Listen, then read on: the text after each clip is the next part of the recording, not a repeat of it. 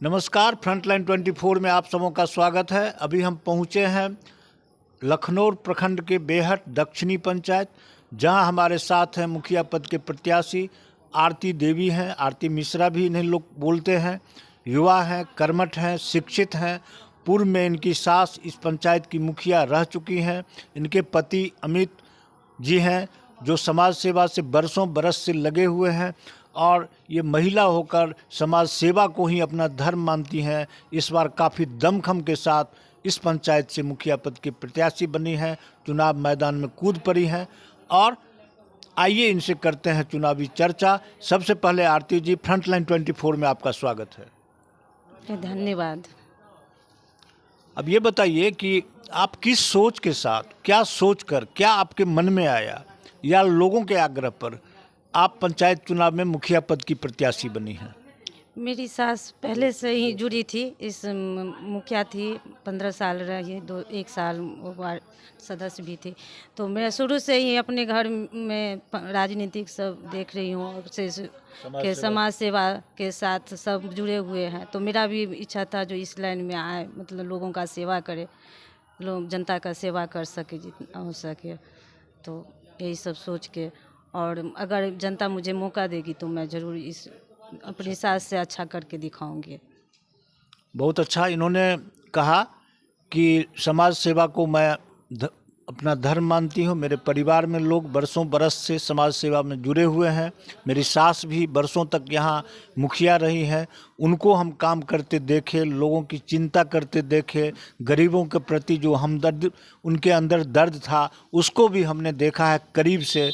तो मैं समाज सेवा के ख्याल से, पंचायत के चौमुखी विकास के ख्याल से इस चुनाव में मुखिया पद की प्रत्याशी बनी हूँ, ये कहना है आरती जी का। अब ये बताइए कि वर्तमान में जो यहाँ के मुखिया हैं, उनके द्वारा जो 5 वर्षों के दरमियान विकास के कार्य किए गए हैं, उससे आप कितना संतुष्ट हैं? मैं बिल्कुल भी संतुष्ट नहीं हूँ, क्योंकि यहाँ पे जब मैं क्षेत्र में निकली तो बहुत सारी समस्या है। जैसे सरकार ने बहुत सारा फंडिंग दिया है, जल नल, गली नली, जिसमें यहाँ तो जल जमाव की इतनी भीषण समस्या है, बहुत असंतुष्ट हूँ। और हम क्या बताएंगे, जनता से जाके पूछिए वो लोग कितना असंतुष्ट हैं इस मुखिया से। बहुत अच्छा। आपने कहा कि जो वर्तमान में काम हुआ है 5 वर्षों के दरमियान, वर्तमान जो प्रतिनिधि है उनके द्वारा, उससे यहाँ हम क्या, यहाँ की जनता से भी आप जाके पूछें, फ्रंटलाइन की टीम जाए और जानकारी प्राप्त करें। काम नहीं हुआ है, विकास नहीं हुआ है, जल जमाव भीषण समस्या बनी हुई है इस पंचायत के अंदर। और हर घर नल जल योजना जो है सरकार की अति महत्वाकांक्षी योजना, उसकी भी बद से बदतर स्थिति है। जो भी मैंने काम हुए हैं उससे आरती जी काफ़ी असंतुष्ट दिख रही हैं। अब बताइए कि सरकार की बहुत सारी योजनाएं हैं, जैसे वृद्धा पेंशन है, प्रधानमंत्री आवास योजना है जो पहले इंदिरा आवास था, कन्या विवाह है, राशन कार्ड है, शौचालय योजना है, मनरेगा है, विभिन्न तरह की सरकारी योजनाएं पंचायत में चल रही हैं। तो उन सब योजनाओं के बारे में आप कितना जानती हैं और क्या उस पर क्या स्थिति है आपकी पंचायत में? बिल्कुल भी काम नहीं हुआ है। जहाँ भी गए हैं, शौचालय के तो भीषण समस्या है, कहीं भी कुछ नहीं है, बना नहीं है। और थोड़ा बहुत जो है, जो काम हुआ है वो सब ये नल का हुआ, घर घर नल का, लेकिन उसकी भी स्थिति उतना ठीक नहीं है। और जो भी है आवास, हाँ, गरीबों को आवास तो नहीं, मतलब जिसको मिलना चाहिए, जितने जो ज़्यादा जिनको ज़रूरत है सबसे ज़्यादा, उनको नहीं मिला है, नहीं मिला है, बिल्कुल भी नहीं मिला है। तो क्या कहें, जनता से पूछिए, जो उनके कितनी बड़ी समस्या, बहुत भयंकर समस्या है यहाँ। तो जिसको मिलना चाहिए उन्हें नहीं मिला, जिसे नहीं मिलना चाहिए उसे मिला है। बता रही हैं कि जिनको मिलना चाहिए, जो असली लाभार्थी हैं, लाभुक हैं, उनको योजना का लाभ नहीं मिला।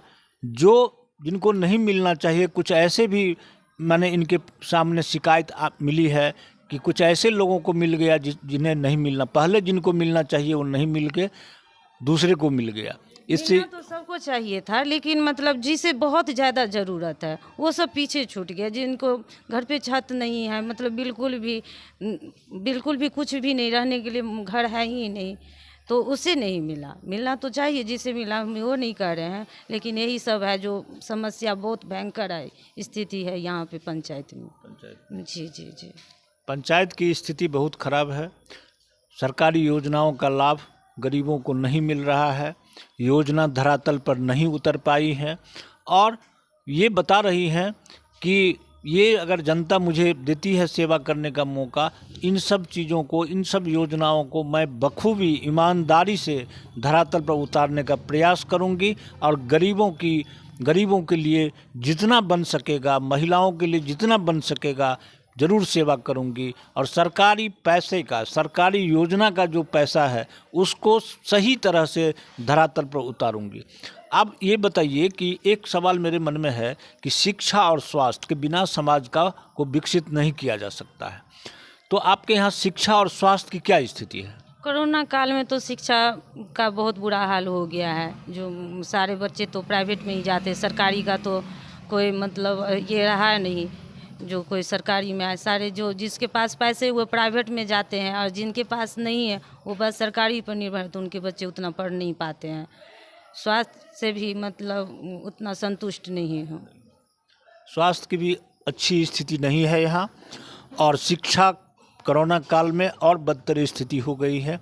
तो ये बताइए कि अगर आप जीत जाती है, यहाँ के लोग आपको आशीर्वाद दे देते हैं, यहाँ के मतदाता, तो आप क्या शिक्षा और स्वास्थ्य पर काम करेंगी, ध्यान देंगी, और उसको विकसित करने के लिए, सुदृढ़ करने के लिए कोई प्रयास करेंगी? जी बिल्कुल करूँगी। अगर जनता मुझे एक बार मौका दे तो मैं जहाँ तक नहीं हो सके, जितना हो सके मैं शुरू से वैसे भी कर रही हूँ। जितना हो सके मेरे पति हैं वो भी करते हैं जनता का सेवा, और मैं भी करूँगी, बिल्कुल करूँगी। ये तो मेरा फर्ज है, मुखिया बनने के बाद तो मेरा वैसे भी फर्ज है जो मैं पूरा काम करूँ।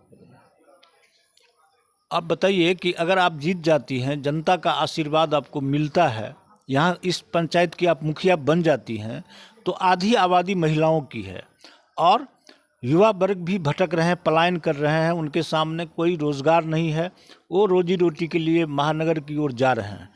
तो आपके अंदर कोई कार्य योजना है? अगर आप मुखिया बन जाती हैं इस पंचायत की, तो आधी आबादी जो महिलाओं की है, जो चौखट लांग कर अब कुछ करना चाहती है, स्वावलंबी बनना चाहती है, वो चाहती है कि स्वरोजगार हमको मिले, इसके लिए आप महिला हैं, युवा हैं, कर्मठ हैं, क्या आपके अंदर कोई सोच, कार्य योजना है कि महिलाओं के लिए कुछ सोचेंगी आप? जी मैं सोचती हूँ जो इनके लिए लघु उद्योग, कुटीर उद्योग, जो अदौरी पापड़ ये सब है, समूह जो चलता है, स्वयं सहायता समूह है, इस सब के थ्रू मैं उनकी सहायता कर सकूँ। जी। महिलाओं को स्वरोजगार के लिए ये कुटीर उद्योग, लघु उद्योग, ये समूह, स्वयं सहायता समूह के माध्यम से लोगों को जोड़ने का प्रयास करेंगे। स्वरोजगार पेंटिंग है, बहुत सारे चीज़ें हैं जो महिला सबको मालूम नहीं है, उस सब से मैं उनको अवगत करा सकती हूँ। जी जी जी जी जी। ये युवा हैं, शिक्षित हैं, कर्मठ हैं, और ये महिलाओं के प्रति काफ़ी हमदर्दी है इनके अंदर। इन्होंने कहा है कि अगर हमारी जीत होती है तो महिलाओं को स्वरोजगार के लिए लघु उद्योग, कुटीर उद्योग, स्वयं सहायता समूह के माध्यम से विभिन्न तरह की योजनाओं को लाकर अपने पंचायत में, विभिन्न वार्डों में महिलाओं को स्वरोजगार से जोड़ने का प्रयास करूंगी। अंत में आप बताइए, आप मुखिया पद के प्रत्याशी हैं और चुनाव मैदान में जा चुकी हैं, जनसंपर्क अभियान आप शुरू करने ही वाली हैं, तो अपनी जनता से, अपने मतदाता मालिकों से आप क्या निवेदन करना चाहती हैं? मैं यही निवेदन कर सकती हूँ, एक बार मुझे मौका दे अपनी सेवा करने का। मेरी सास भी सेवा की है और मैं भी, आप मुझे भी दीजिए मौका, मैं भी सेवा करूँगी। सेवा ऐसा करूँगी जो आप लोग वर्षों याद कीजिएगा, जो एक मुखिया चुनी थी। और जल जमाव यहाँ की भीषण समस्या है, उसके लिए क्या करेंगी आप? जल जमाव और शौचालय दोनों भीषण समस्या है। यहाँ पे शौचालय बिल्कुल भी नहीं है। ये मैं जब मुखिया नहीं सोची भी नहीं थी, मेरे हस्बैंड बनने वाले थे, तब से मेरे अंदर ये है और मैं रोज़ इस मुद्दे पे बात करती हूँ। अगर मैं मुखिया बनूंगी तो सबसे पहले, ना भी थी तब भी मैं अपने हस्बैंड से बोलती थी, मतलब पति से बोलती थी, जो कहीं से कोई योजना है तो लेके यहाँ पे शौचालय का प्रबंध करवाइए।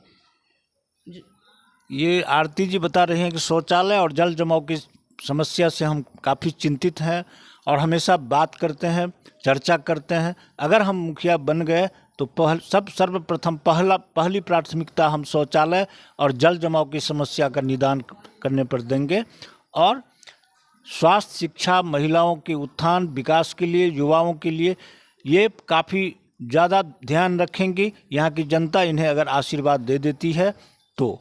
अब ये बताइए कि आपके पंचायत में कितने वार्ड हैं, मतदाता कितने, ये जानकारी अगर है तो आप बता दीजिए। जी 12 वार्ड है। 12 वार्ड जी। और कोई बात अगर अपनी जनता से कहना चाहती हो, कोई मन में बात हो तो आप बता सकती हैं फ्रंटलाइन 24 चैनल को। जी बस यही, जो एक बार मौका दीजिए और मुझे भी एक बार मौका मिलना चाहिए, मैं आपकी सेवा करने के लिए तैयार हूँ। इन्होंने कहा है कि अपनी जनता से, मतदाताओं से अपील की है कि अगर एक बार हमको सेवा का मौका दें, बहुतों को देखें, एक बार मुझे भी देखें। मैं पंचायत के चौमुखी विकास के लिए, पंचायत की समृद्धि के लिए सद्भावना बनाकर लोगों के कल्याण के लिए जो सरकार की योजनाएं हैं उसे ईमानदार प्रयास करके धरातल पर उतारने का प्रयास करेंगे। धन्यवाद। देखते रहें फ्रंटलाइन 24।